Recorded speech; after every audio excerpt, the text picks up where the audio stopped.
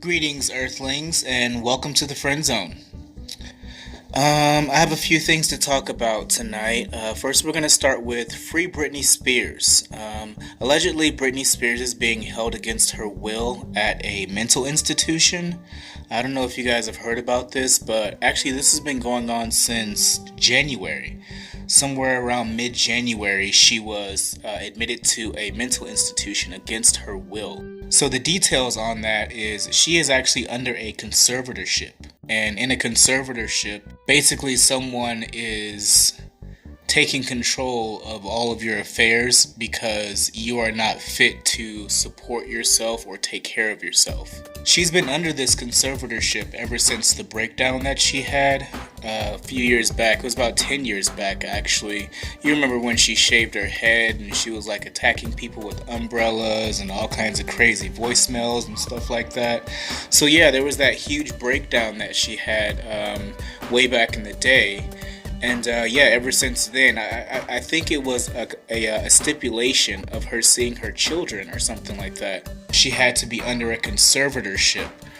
I think Kevin Federline had gotten the children, so forth and so on. But the thing is, that conservatorship was only supposed to last for a year. This is 10 years later now. So I'm trying to figure, how is she still living under this kind of rule? And like I said, a conservatorship is usually reserved for people who are unable to take care of themselves. We're talking about people who are paraplegic or like seriously mentally ill, mentally handicapped, things like that. Those are the type of people who would need someone, representing them to help with all their affairs and to help take care of them. Britney Spears does not fit that bill that she needs to be under a conservatorship. I mean, she's an international pop star, does very well for herself. She takes good care of herself. You know what I mean? Like, I just don't get why she would still be under this conservatorship. Maybe back then, when she was having the breakdown, when she was shaving her head and attacking people with the umbrellas and all that shit. Yeah, I understand then, obviously she's having a mental break. Obviously she's not well equipped to handle some of the things in her life that she should be handling. But I mean, after that year and after she recovered from that whole thing, by now she should definitely be out from under something like that. Allegedly, it's her family that's doing all of this, for the sake of money. They have power over her conservatorship, and certain family members are using that to their advantage. And they're literally having her stuck there against her will. She was brought there against her will, allegedly, and now she can't leave. I mean, it's April now? Actually, it's the end of April. It's about April 21st. I think today's the 21st. It's Sunday when I'm recording this. So that's a long time. That's about 3.5 months. 3.5 months she's been in this place, and we didn't even know.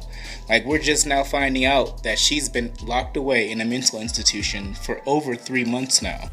You guys leave Britney alone.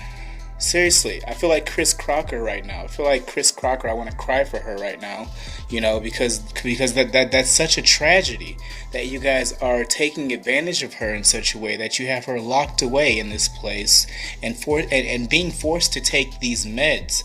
That's another part of the story I heard that really shocked me, is that she was being forced to take certain meds. She didn't want to take those meds anymore, and then when she refused to take the meds, they decided, okay, if you don't like these meds, we'll change you over to something else. We'll give you these other meds. She didn't want to take those either. She was supposed to be doing a concert. She was supposed to be doing like this big Vegas concert run or something like that. Supposed to be a whole bunch of shows she was doing.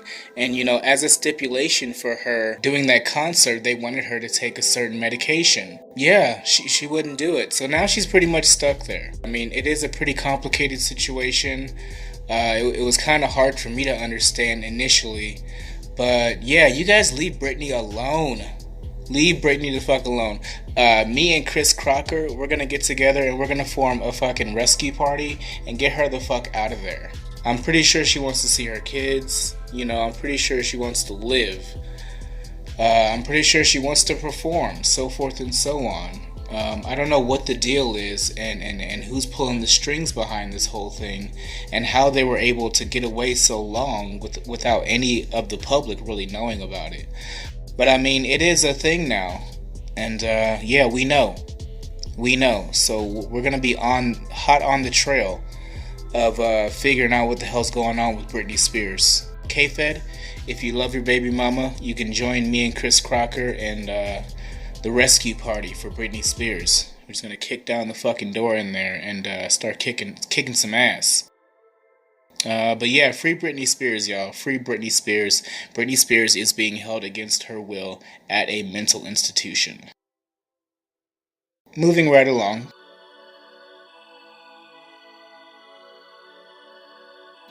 So, in movie news, yeah, the Avengers. I done told y'all ass before about trying to spoil these movies for me. I don't know what has gotten into people lately, but it seems like that's like a hobby for some of y'all, is trying to spoil movies for other people. I'm gonna need y'all to knock this shit off, like seriously. First, y'all was trying to spoil Us by Jordan Peele. I remember Us had just came out, and I was a little broke at the time when it came out. You know, it was a couple of days until I got my check. Yeah, I was definitely trying to go and see it, but damn, before I could even see it, I had to pretty much get off of social media. I had to pretty much log off of all of social media pretty much altogether, because y'all just couldn't shut up about the damn movie. I mean, spoilers left and right. That shit's disrespectful. Other people haven't seen the shit yet. Keep playing with me. Keep on playing with me, okay? Y'all think it's a joke. Y'all really do think it's a joke. Keep playing with me. I'm gonna come to your house. I done said it before about Us. I'm saying it again about Endgame. Y'all ruined this fucking movie for me. I'm gonna come to your fucking house. I'm gonna kick your fucking door in, and I'm gonna throw you out of your own damn window. Okay, you've been warned. Cut the shit with all the spoilers. Seriously. Like, for real, just cut it out, guys. It's not funny, it's not fun. You're not doing anybody any favors, really, because a movie like this, no one really even wants any spoilers, I don't think. Who the hell wants to spoil this? But, lo and behold, there is a 4-minute clip that leaked of Avengers Endgame showing some very, very major spoilers in it. So, just so you guys know, there is a 4-minute clip that leaked of Avengers Endgame that shows some very, very big spoilers in there. I don't know how they got this clip. I think it was somewhere overseas. It was somewhere like in the Middle East somewhere. Some rich ass oil-rich country had gotten like an advanced screening or some shit like that. And I guess this one guy had pulled out his phone and recorded a whole damn 4 minutes worth of the movie. And then uploaded it somewhere. But I don't think it's gonna be that major of a spoiler, because like most people already have already denounced this fucking clip that's come out. Most people aren't really with that shit anyway. They don't really give a fuck about this clip, and they don't want to see it. I know I don't want to see it. I don't want that whole movie to be ruined. I mean, I've been waiting for this for a very long time, and I want it to be great. But to the guy who did pull out his phone and start recording that shit and try to spread it around as a fucking spoiler, you a bitch for that. You a real bitch for that. Collectively, on behalf of all Marvel fans, on behalf of all movie fans, period, you's a bitch for that. I get paid the day before the movie drops, so I was gonna see it, but all the seats are sold out. Like, as far as I can tell, like, all the seats are sold out. Every damn where. So that's kind of unfortunate. But I am going to see it, definitely. I don't know how many days I'm going to have to wait until I can actually get a damn seat. But I am going to get two. I'm going to get 2 tickets. So somebody out there can go with me. And you can just have the other ticket. And you can come with me for free. But I'm not buying your snacks. You have to buy your own snacks, ho. I'm not buying your snacks, though. But I will have 2 tickets, so if you'd like to join me, hit my inbox and let me know. And you can come with me. Of course, that's in Colorado Springs. Of course, that's here in the Springs. But yeah, I can't wait for this next phase to start. I can't wait for this next phase of Marvel to start, and to see where they're gonna go next. Because like I admit, I have kind of like dropped the ball on this current saga that we're in. This what 10-year fucking saga we've been in of Marvel movies, because I haven't seen all of them. I've been skipping some here and there. I still haven't seen Ant-Man and the Wasp. You know, there's a few that I haven't seen. You know, but I am really excited for Endgame, and even more, I'm excited to see where it goes next, because I promise, I am gonna be on top of it on this next phase. I am definitely gonna be on top of it, and I want to see every single movie when it comes out. Like, this is my shit. But yeah. Anyway, there is an Avengers spoiler clip out there, so be aware of that and avoid that shit like the plague. Moving right along.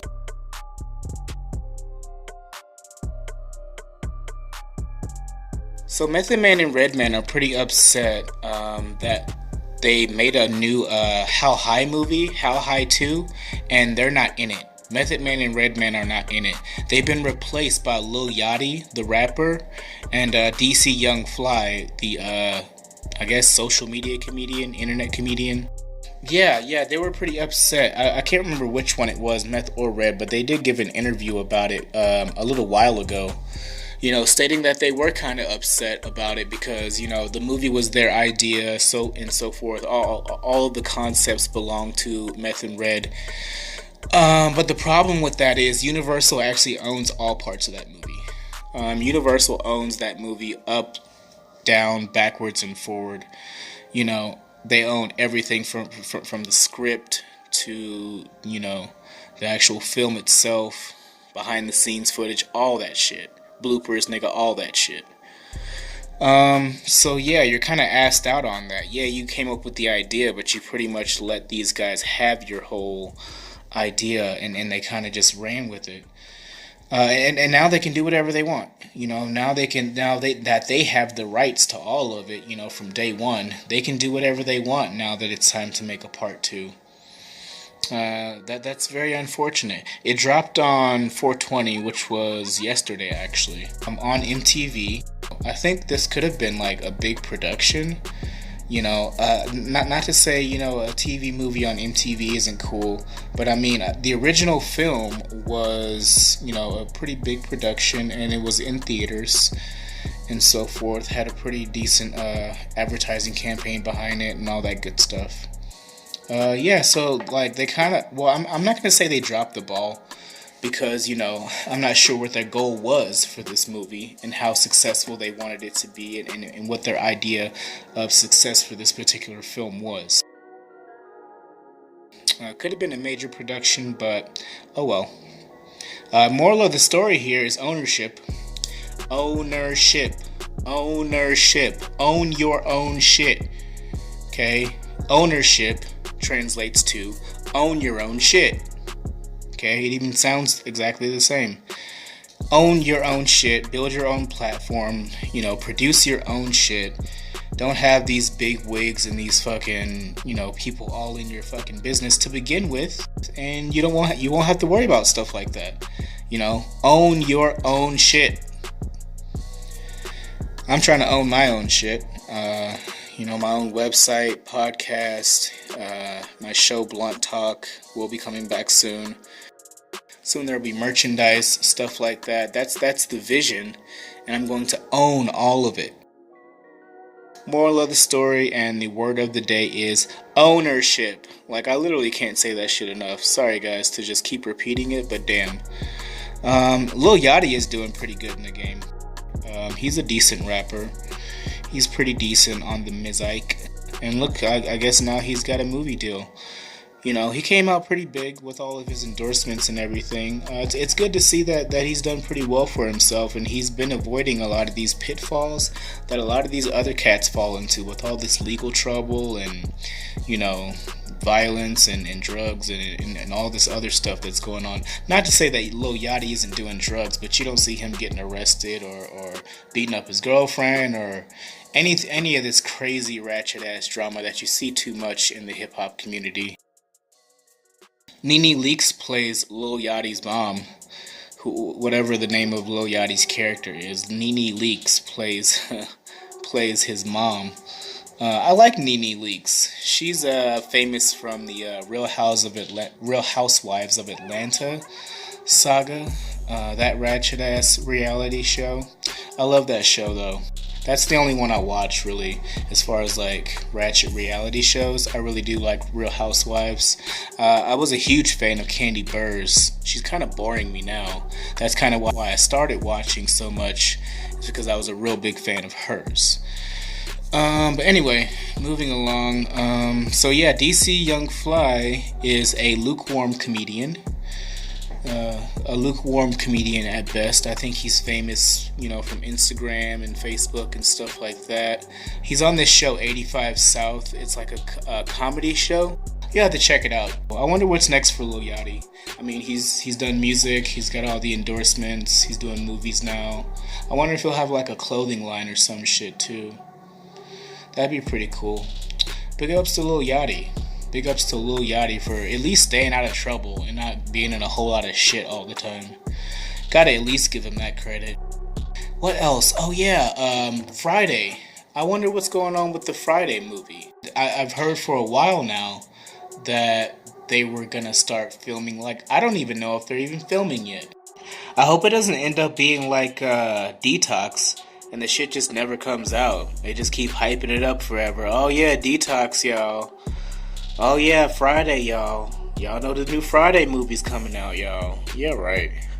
I'll believe it when I see an actual trailer of an old ass Chris Tucker and an old ass Ice Cube smoking a blunt. There. Moving right along.